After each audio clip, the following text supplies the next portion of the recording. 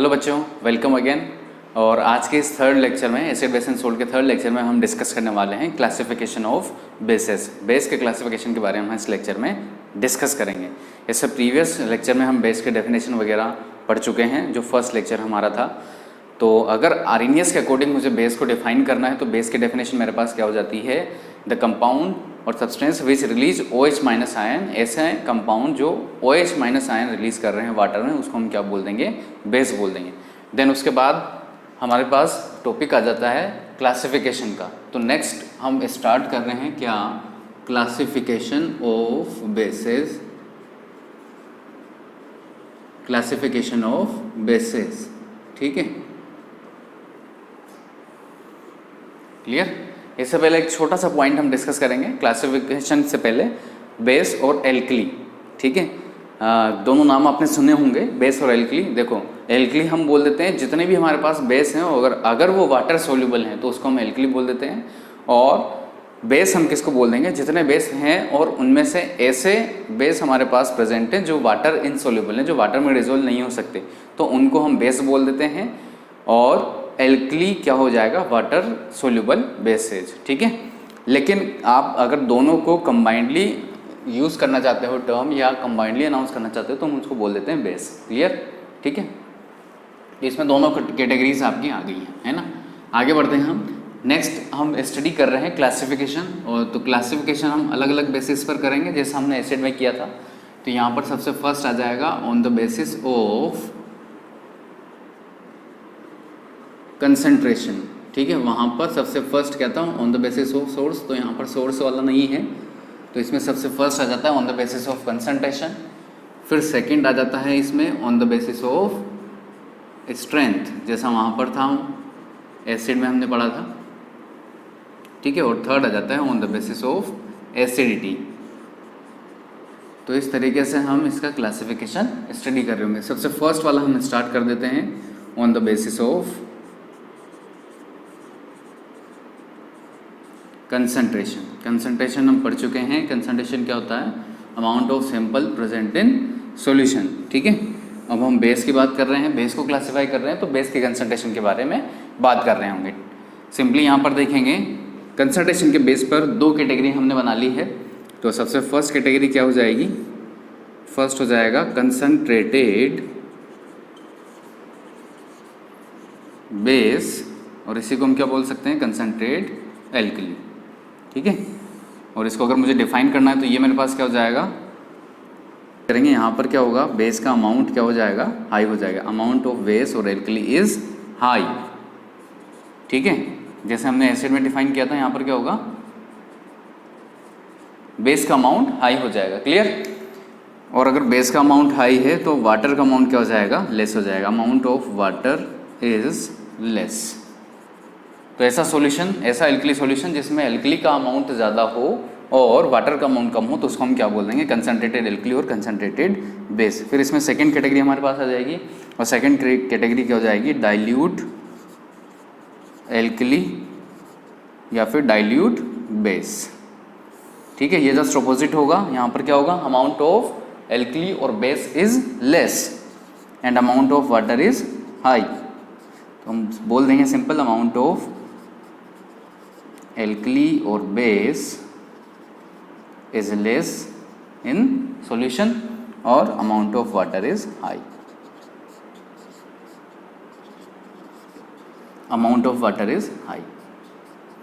तो ये हो जाता है first on the basis of concentration. Concentration के बेस पर दो कैटेगरी, जैसा हम पहले भी पढ़ चुके हैं, concentrated alkali and dilute alkali. Concentrated में अमाउंट क्या होगा, एल्कली का ज़्यादा होगा, और डाइल्यूट में क्या होगा, अमाउंट एल्कली का कम होगा। फिर सेकंड कैटेगरी पर हम आते हैं। सेकंड कैटेगरी है हमारे pass on the basis of strength.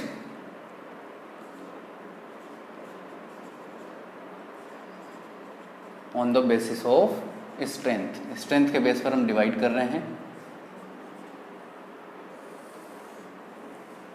तो स्ट्रेंथ के बेस पे भी हमारे पास दो कैटेगरी बन जाएगी, जैसे हम पहले पढ़ चुके हैं। स्ट्रेंथ को हम किस में मेजर करके करेंगे, अल्फा के टर्म्स में। वहाँ पर हमारे पास स्ट्रेंथ क्या था, capacity to produce H+ ion और H3O+ आयन, है ना। एसिड को हम वैसे डिफाइन करते हैं। यहाँ पर हम बेस के रेस्पेक्ट में बात कर रहे हैं, तो यहाँ पर बेस के रेस्पेक्ट में स्ट्रेंथ क्या हो जाएगा, capacity to produce OH minus ion, ठीक है, capacity to produce OH minus ion, है ना। किसी भी बेस की अगर कैपेसिटी की हम बात कर रहे हैं तो वो क्या हो जाएगा हमारे पास, capacity to produce OH minus ion. और इसको हम मेजर किस में कर रहे होंगे, अल्फा के टर्म्स में। अल्फा क्या हो जाएगा, डिग्री ऑफ डिसोसिएशन और degree of ionisation, same total number of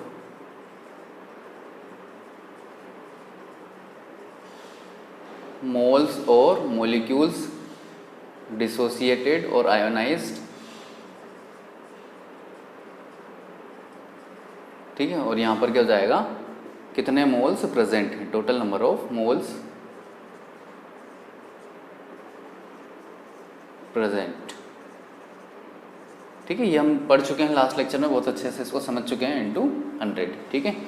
तो ये आ जाएगा हमारे पास अल्फा की डेफिनेशन। अल्फा को हम इस तरीके से मेजर कर रहे हैं। एग्जांपल हम ले लेते हैं, जैसे हमने वहाँ पे HCl का एग्जांपल लिया था, तो यहाँ पर हम NaOH का एग्जांपल ले लेंगे। इसका एक्वा सॉल्यूशन प्रेजेंट है और इसके एक्वा सॉल्यूशन में मान लो कि 10 मोल्स प्रेजेंट है ना, जैसे हमने वहाँ पे समझा था। और ये आयोनाइज हो गया, आयोनाइज होकर इसमें से कितना अमाउंट आयोनाइज हुआ, इसका 90% या 9 मोल इसके आयोनाइज हो गए। और अगर 9 मोल आयोनाइज हो गए तो ये क्या बन जाएगा, Na+ एक्वस सॉल्यूशन में, और साथ में बन जाएगा OH minus ion aqueous solution में प्रेजेंट हो।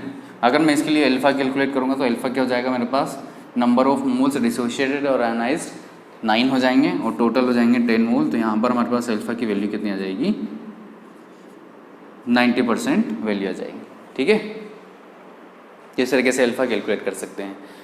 सेम इस अल्फा के बेस पर हम क्या करेंगे, या स्ट्रेंथ के बेस पर हम क्या कर रहे होंगे, बेस और एल्कली को डिवाइड कर रहे होंगे 2 कैटेगरी में। कौन कौन सी कैटेगरी है, तो सेम आ जाएगा जैसे हमने वहाँ पे पढ़ा था, स्ट्रॉन्ग एल्कली स्ट्रॉन्ग बेस, और सेकंड आ जाएगा हमारे पास वीक एल्कली या फिर वीक बेस, ठीक है। और वो कंसिडरेशन जैसे हमने वहाँ पे पढ़ा था कि अल्फा अगर 10% या इससे ज़्यादा है तो हम उसको क्या मान के चलेंगे, डिग्री ऑफ डिसोसिएशन या डिग्री ऑफ आयोनाइजेशन 10% या इससे ज़्यादा है तो कोई भी एल्कली जो होगा वो क्या होगा, उसको हम स्ट्रॉन्ग कंसिडर कर रहे होंगे, है ना। तो वो कंसिडरेशन आपको यहाँ भी याद रखना है। अल्फा अगर 10% या इससे ज़्यादा है तो हम उसको क्या कंसिडर कर रहे होंगे, स्ट्रॉन्ग बेस या फिर स्ट्रॉन्ग एल्कली। और अल्फा अगर 10% है या इससे कम है, अल्फा अगर 10% से कम होगा तो वो क्या हो जाएगा, वो हो जाएगा हमारे पास वीक बेस, ठीक है। तो इस तरीके से आपको कंसिडर करना है, ये याद रखना है। 2 कैटेगरी यहाँ पे बनती है। सबसे फर्स्ट कैटेगरी हम ले लेंगे, सबसे फर्स्ट कैटेगरी क्या हो जाएगी, स्ट्रॉन्ग एल्कली, ठीक है, या फिर स्ट्रॉन्ग बेस, है ना। और स्ट्रॉन्ग बेस को आप किस तरीके से डिफाइन कर दोगे, बेस विच आर बेस और alkali which are completely ionised, ठीक है। एल्कली और base which are completely ionised, ऐसे एल्कली या बेस जो कंप्लीटली आयोनाइज हो रहे हैं और कंप्लीटली आयोनाइज होंगे तो क्या होगा, OH माइनस की जो कंसंट्रेशन होगी वो क्या होगी, इनके सॉल्यूशन में ज़्यादा हो जाएगी, हाई हो जाएगी, and produce high concentration of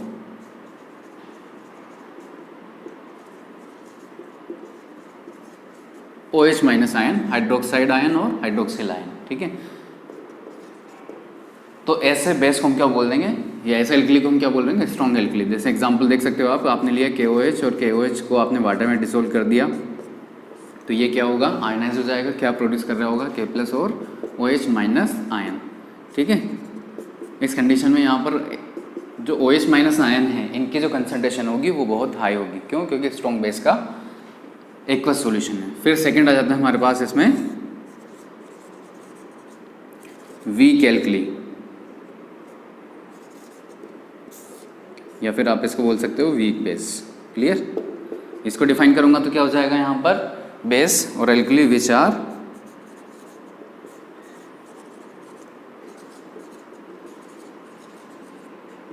incompletely ionised,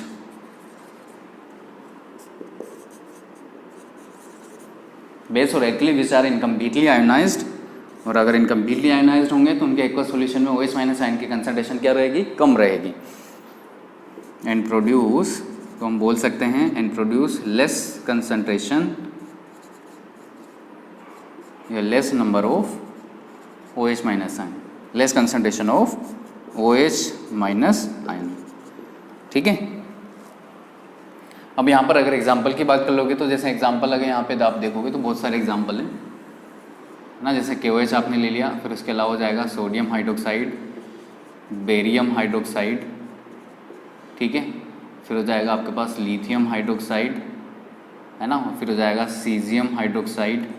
जैसे बहुत सारे एग्जाम्पल हैं जो आपका स्ट्रॉन्ग बेस में इंक्लूड हो रहे होंगे। फिर यहाँ पर आप एग्जाम्पल देखोगे तो यहाँ पे हो जाएंगे आपके पास वीक बेस में magnesium hydroxide, calcium hydroxide,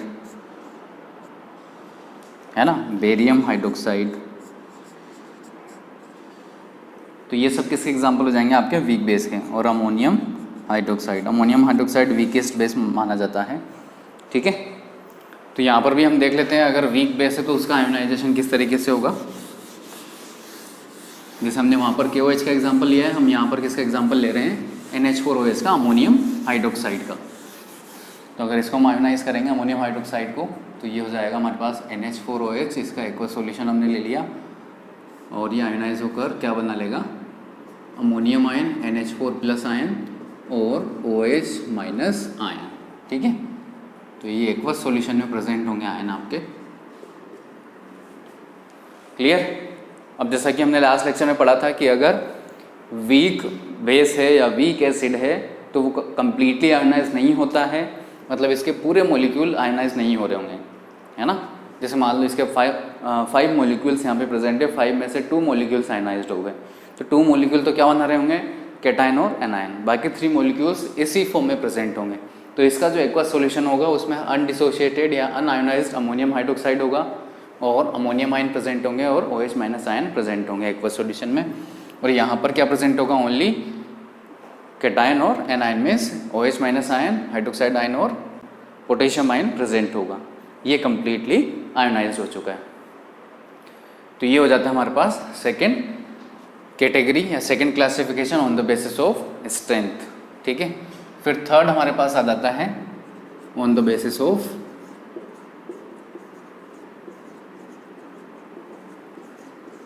acidity.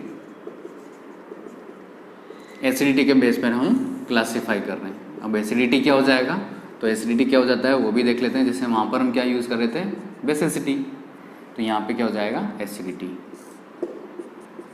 तो सेम जैसे वहाँ पर क्या था बेसिसिटी में number of H3O plus ion produce, तो यहाँ पर क्या प्रोड्यूस हो रहा है, OH माइनस आयन। तो हम एसिडिटी किसको बोल देंगे, it is the number of OH minus ion, hydroxide ion और hydroxyl ion produced by a base,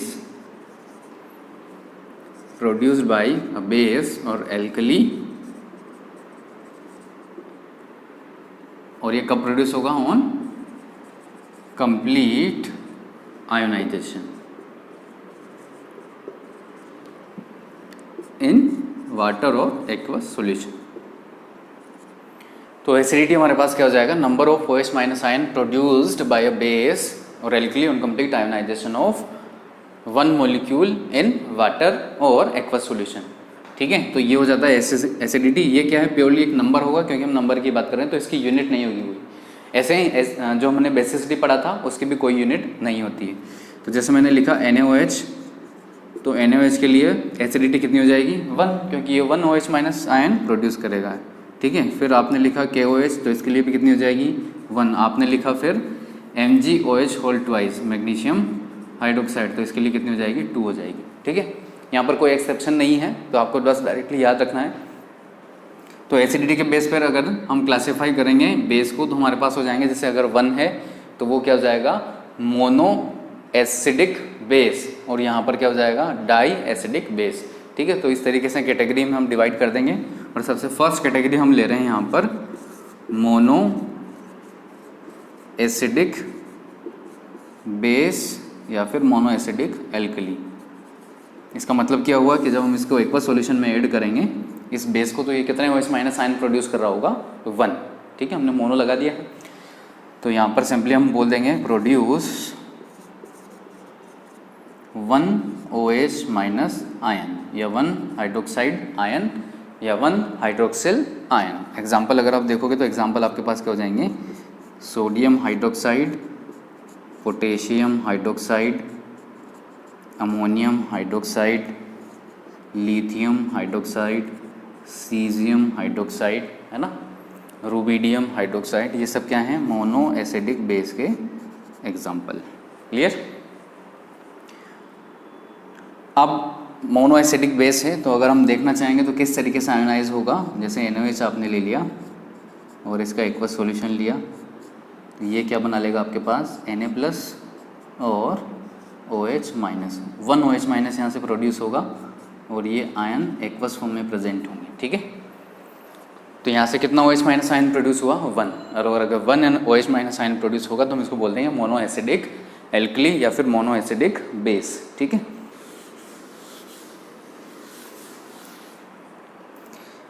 ये हो गया। देन इसके बाद हम डिस्कस करेंगे इसके प्रॉपर्टीज़। तो नेक्स्ट आ जाता है हमारे पास प्रॉपर्टीज़, और प्रॉपर्टीज़ में दो इसकी प्रॉपर्टी हम डिस्कस कर रहे थे। सबसे फर्स्ट आयोनाइजेशन हो जाएगा और सेकंड क्या हो जाएगा, न्यूट्रलाइजेशन। तो फर्स्ट हम डिस्कस कर लेंगे आयोनाइजेशन। तो आयोनाइजेशन इसका कितने स्टेप में होगा, 1 स्टेप में। किस तरीके से देखते हैं, जैसे हमने एग्जांपल ले लिया NaOH का, तो ये क्या बना रहा होगा, इसको जैसे ही वाटर में डिसोल्व करेंगे तो ये क्या बना लेगा, Na+ और OH-। तो इस तरीके से इसका आयोनाइजेशन होगा। ठीक है, और न्यूट्रलाइजेशन की बात करें तो न्यूट्रलाइजेशन भी कितने स्टेप में हो रहा होगा, 1 स्टेप में। किस तरीके से, इसकी रिएक्शन हम किसी एसिड से करवा देंगे, तो न्यूट्रलाइजेशन भी कितने स्टेप में होगा, 1 स्टेप में। और ये जैसे आपने सोडियम हाइड्रोक्साइड लिया बेस और इसकी रिएक्शन करवा दी किसी एसिड से, HCl से, तो क्या बन जाएगा यहाँ पर, NaCl बन जाएगा, मतलब सोल्ट बन जाएगा और साथ में वाटर बन जाएगा। ठीक है, तो ये भी एक स्टेप में होगा। फिर हमारे पास सेकेंड कैटेगरी आ जाती है इसमें, di acidic base. Di acidic base और डाई एसिडिक एल्कली। तो इसको हम सिंपली डिफाइन कर देंगे। यहाँ पर कितने OH- आयन प्रोड्यूस होंगे, produce 2 OH- ion, 2 hydroxide ion, या फिर 2 हाइड्रोक्सिल आयन। क्लियर। एग्जाम्पल अगर आप यहाँ पर देखोगे तो आपके पास हो जाएंगे एग्जाम्पल, जैसे मैग्नीशियम हाइड्रोक्साइड, इसको मिल्क ऑफ मैग्नीशिया भी बोलते हैं, इसके एक्वस सॉल्यूशन को। कैल्शियम हाइड्रोक्साइड, इसको स्लेक्ड लाइम बोला जाता है ना। फिर हो जाएगा आपके पास CuOH2, क्यूप्रिक हाइड्रोक्साइड। फिर हो जाएगा FeOH2, फेरस हाइड्रोक्साइड। तो ये सब क्या है, डाई एसिडिक बेस है। मतलब ये कितने OH- आयन प्रोड्यूस कर रहे होंगे, ये 2 OH- आयन प्रोड्यूस कर रहे होंगे जब हम इसको एक्वस सॉल्यूशन में ऐड करेंगे। ठीक है, देन जैसे हमने मोनो एसिडिक की प्रॉपर्टी डिस्कस की है, वैसे हम क्या डिस्कस कर लेंगे, वैसे हम डिस्कस कर लेते हैं डाई एसिडिक की प्रॉपर्टीज़। तो यहाँ पर आ जाएंगी इसकी प्रॉपर्टीज़,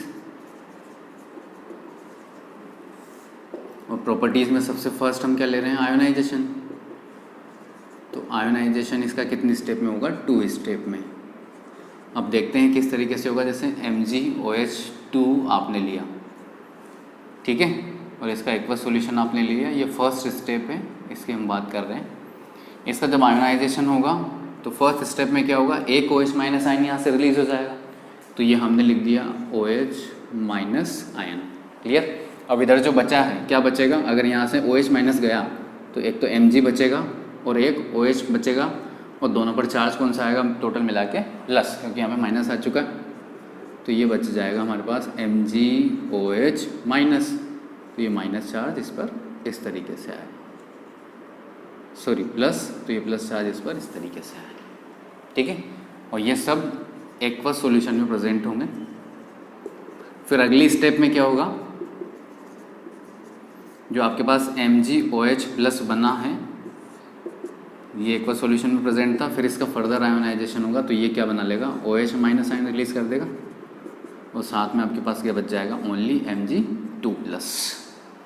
ठीक है, तो अगर आप इस रिएक्शन को ऐड कर दोगे तो आपके पास आ जाएगा 2 OH- प्लस Mg2+, और ये किससे बनेगा, MgOH2 के एक्वस सॉल्यूशन से, और ये भी आयन किस में प्रेजेंट होंगे, एक्वस सॉल्यूशन में।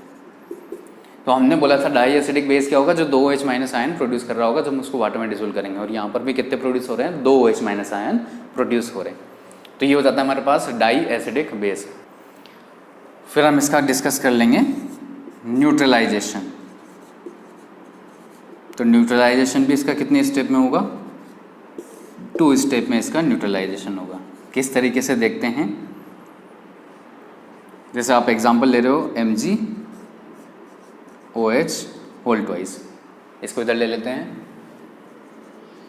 MgOH होल ट्वाइस, इसकी रिएक्शन आपने करवा दी HCl से, ये फर्स्ट स्टेप हो जाएगी आपकी न्यूट्रलाइजेशन की। और HCl से जैसे ही रिएक्शन करवाऊंगा तो क्या बनेगा, सबसे पहले तो वाटर बन जाएगा, इधर से H+ और इधर से OH माइनस, इधर से H+, यहाँ क्या बचा Cl माइनस, और यहाँ पे क्या बचा MgOH, तो ये क्या बन जाएगा MgOHCl। क्लियर। अब देखो यहाँ पर क्या है, OH रिप्रेजेंट है, मैं इसको अगर वाटर में ऐड करूँगा तो ये OH माइनस रिलीज कर देगा। ये क्या है मेरे पास बेस, और ये क्या है एसिड, और दोनों की रिएक्शन होगी तो क्या बनेगा वाटर और सोल्ट, तो ये क्या हो जाएगा सोल्ट। लेकिन ये कैसा सोल्ट है, इस सोल्ट को अगर मैं वाटर में ऐड कर रहा हूँ तो ये क्या प्रोड्यूस कर रहा है, OH माइनस, और अगर ये OH माइनस प्रोड्यूस कर रहा है तो ये कैसा सोल्ट हो जाएगा, बेसिक सोल्ट हो जाएगा। क्लियर। फिर सेकंड स्टेप की अगर बात करेंगे कि न्यूट्रलाइजेशन की सेकंड स्टेप में क्या होगा, तो हम देख लेंगे MgOHCl प्लस HCl, तो वापस क्या बन जाएगा H2O, क्योंकि न्यूट्रलाइजेशन रिएक्शन है, और क्या बन रहा होगा, सोल्ट बन रहा होगा MgCl2। तो इस तरीके से न्यूट्रलाइजेशन रिएक्शन होगी 2 स्टेप में। क्लियर। फिर हमारे पास इसकी थर्ड कैटेगरी आ जाती है, और थर्ड कैटेगरी क्या है, ट्राई एसिडिक बेस या फिर ट्राई एसिडिक एल्कली हम इसको बोलेंगे। और यहाँ पर क्या होगा, इसको अगर हम डिफाइन करेंगे तो क्या कर रहा होगा, ये प्रोड्यूस 3 OH माइनस आयन, है ना, 3 OH minus ion, 3 hydroxide ion ये प्रोड्यूस कर रहा होगा, प्रोड्यूस 3। कुछ पॉइंट हमारे पास हैं स्पेशल पॉइंट, वो हम डिस्कस करेंगे 1 बाय 1। तो सबसे फर्स्ट हम ले लेते हैं कंसंट्रेशन के बारे में। तो ऐसा बोला गया है कि if concentration of any alkali, if concentration of any alkali is more than 1 mole per liter, means किसी भी एल्कली की कंसंट्रेशन 1 मोल पर लीटर या इससे ज़्यादा है इन सॉल्यूशन, किसी सॉल्यूशन में किसी भी एल्कली की कंसंट्रेशन अगर 1 मोल पर लीटर या इससे ज़्यादा है, then it is considered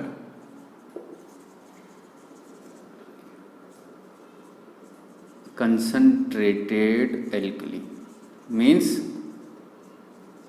अगर आपके पास कोई भी ऐसा सॉल्यूशन है जिसमें एल्कली की कंसंट्रेशन 1 मोल पर लीटर से ज़्यादा है, तो हम डायरेक्टली उसको क्या कंसिडर कर लेते हैं, कंसंट्रेट एल्कली कंसिडर कर लेते हैं। ये फर्स्ट पॉइंट हो जाएगा। फिर सेकंड, एल्कली और बेस, इसमें डिफरेंस आप देख लो या क्या होते हैं वो देख लेते हैं। तो ये क्या होते हैं, वाटर सोल्यूबल बेस होते हैं, ठीक है। एग्जांपल अगर आप देखोगे तो क्या हो जाएगा आपके पास NH4OH, NaOH, KOH, LiOH, caesium hydroxide, है ना, मैग्नीशियम हाइड्रोक्साइड, कैल्शियम हाइड्रोक्साइड। मतलब मैक्सिमम क्या होंगे, एल्कली होंगे, वाटर सोल्यूबल बेस होंगे। और ये क्या हो जाएंगे आपके पास, वाटर इनसोल्यूबल बेस, उनको हम क्या बोल देते हैं, बेस बोल देते हैं, ठीक है। अब इसमें एग्जांपल अगर आप देखोगे तो आपके पास क्या जाएगा, CuOH whole twice cupric hydroxide और FeOH whole twice ferrous hydroxide. ये क्या हो जाएगा आपके पास, बेस हो जाएगा, वाटर इनसोल्यूबल होगा। तो एक्चुअल में आपको ये याद रखने हैं कि वाटर इनसोल्यूबल कौन से हैं। अगर आप इनको याद रख लोगे तो इनके अलावा जो भी बचा है वो सब क्या होगा, वाटर सोल्यूबल होगा, एल्कली होगा, ठीक है।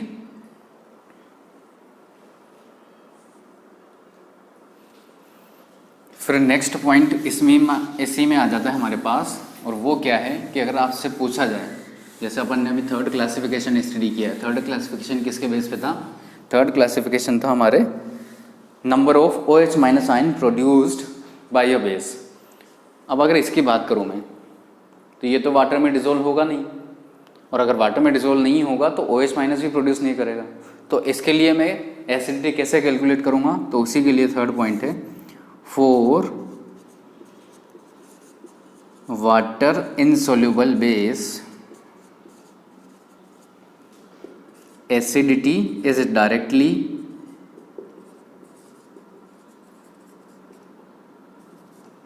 Calculated from their formula. जो भी उनका मॉलिक्यूलर फॉर्मूला है उसी से हम आइडिया लगा लेते हैं कि उसकी एसिडिटी कितनी होगी। तो यहाँ पर देखोगे तो मॉलिक्यूलर फॉर्मूला में कितने OH माइनस आयन आ रहे हैं? 2, तो इसकी हम एसिडिटी कितनी बोल देंगे? 2 बोल देंगे। ठीक है, इस तरीके से हम वाटर इनसोल्यूबल बेसेस के लिए कैलकुलेट कर लेते हैं, कैलकुलेटेड फ्रॉम देयर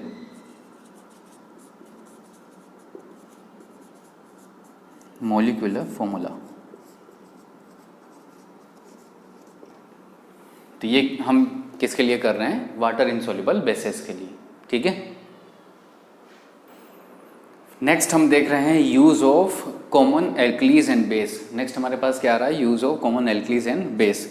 कुछ क्वेश्चन यहाँ से आ जाते हैं कम्पिटेटिव एग्जाम में बहुत सी बार, जैसे NaOH पे क्वेश्चन पूछा हुआ है बहुत सी बार, रेयन की प्रिपरेशन में कौन सा एल्कली यूज़ किया जाता है। ठीक है, तो ये आपको ध्यान में रखना है। NaOH को हम कहाँ यूज़ कर रहे हैं? सोडियम हाइड्रोक्साइड को मैन्युफैक्चर ऑफ सोप बनाने में भी इसको यूज़ करते हैं, और पेपर इंडस्ट्री में, रेयन इंडस्ट्री में यूज़ करते हैं, और पेट्रोलियम की रिफाइनिंग में यूज़ करते हैं। ये सबसे ज़्यादा इंपॉर्टेंट है, इससे क्वेश्चन आए हुए हैं, है ना। इसको पूछा हुआ है NaOH को, इसके सारे यूज़ जो हैं इनसे क्वेश्चन आया हुआ है कम्पिटेटिव एग्जाम में। फिर सेकंड आ जाता है हमारे पास पोटेशियम हाइड्रोक्साइड। पोटेशियम हाइड्रोक्साइड को कहाँ यूज़ कर रहे हैं? जो एल्कलाइन स्टोरेज बैटरीज होती हैं उसमें, और मैन्युफैक्चर ऑफ सोप। और पोटेशियम हाइड्रोक्साइड को हम सबसे अच्छा यूज़ है इसका, CO2 को एब्जॉर्ब कर लेता है, CO2 से रिएक्शन करके क्या बना लेता है? K2CO3 बना लेता है। ठीक है, तो ये CO2 को एब्जॉर्ब करने में हम इसका यूज़ करते हैं। फिर नेक्स्ट आता है हमारे पास कैल्शियम हाइड्रोक्साइड, सिलेक्टलाइन इसको बोलते हैं। इसको हम यूज़ कर लेते हैं ब्लीचिंग पाउडर की फॉर्मेशन में, और जो हार्ड वाटर होता है उसको सॉफ्ट करने के लिए हम इसको यूज़ कर लेते हैं। 2 तरह का वाटर होता है, hard water and soft water.